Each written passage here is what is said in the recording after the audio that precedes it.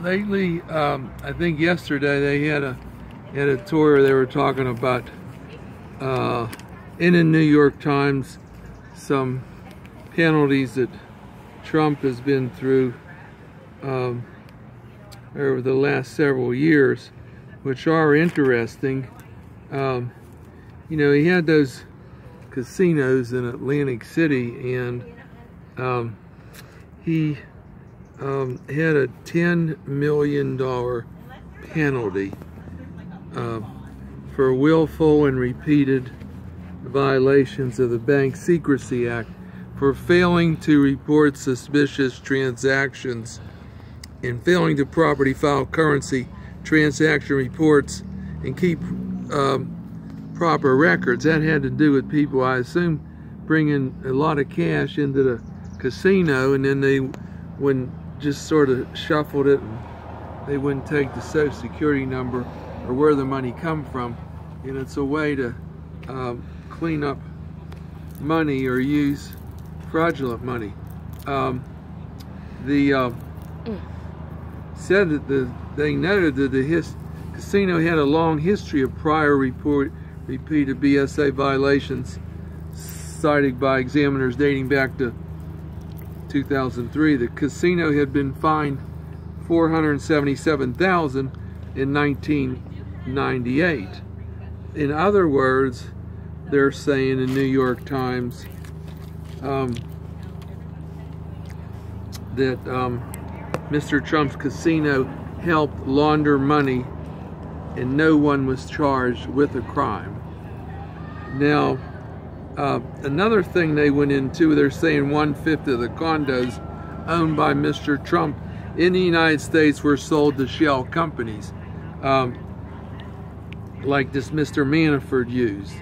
The way that works, if I set up a company anywhere in South America or Russia or whatever, and naturally go to a bank, set up the company, and I could take a whole lot of cash, it's a way to get rid of laundered money, cash money, and don't pay tax. Now that company's sitting there, say it's in Brazil or Reno or whatever, and it has $500,000 in the bank. You know, this keeps going on and on. Then I take that and buy a condo from him somewhere in his condos spread around the world, and I write a check on that bank account to him and put the condo in that account name of that corporation or whatever I had set up. So they own the condo and I don't own nothing, but actually the money they used came from sources that they're not too good, and the question is, was there tax paid on any of those sources? I doubt it. A lot of big developers now are working with shell companies like that, set up corporation California, New York, Florida, and then get money in that corporation, or I could wire it from where I am or transfer it from another corporation. Then that corporation buys the condo for cash. But, you know, who can follow that kind of? It's not like John Smith put it in his name and bought it. That's simple to follow. But to move this thing around through these corporations, it's hard to follow. And what you do is you end up using a lot of money that's illegal. Tax wasn't paid, laundered money, things like that. And a lot of these condos he sold like that were high-end condos in big cities like New York.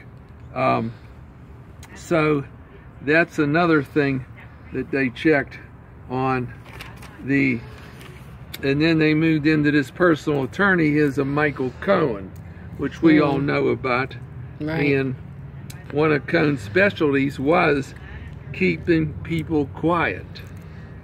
He made hush money payments to the woman in Trump's life, including arranging for the National Enquirer to make catch and kill payments for the rights to good stories that were never published. That they would give out the money. The Associated Press reported that it found out the Enquirer paid $30,000 to a doorman who said that Mr. Trump had fathered a child with one of his housekeepers. And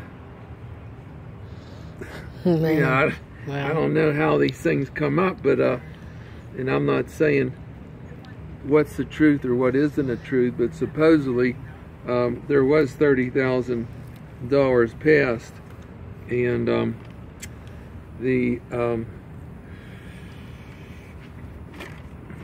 those kind of things with Trump, if we really checked into this to find out why a lot of people weren't charged in these transactions, it could be very interesting reading. But that's all we have today, and thank you. We'll see you tomorrow.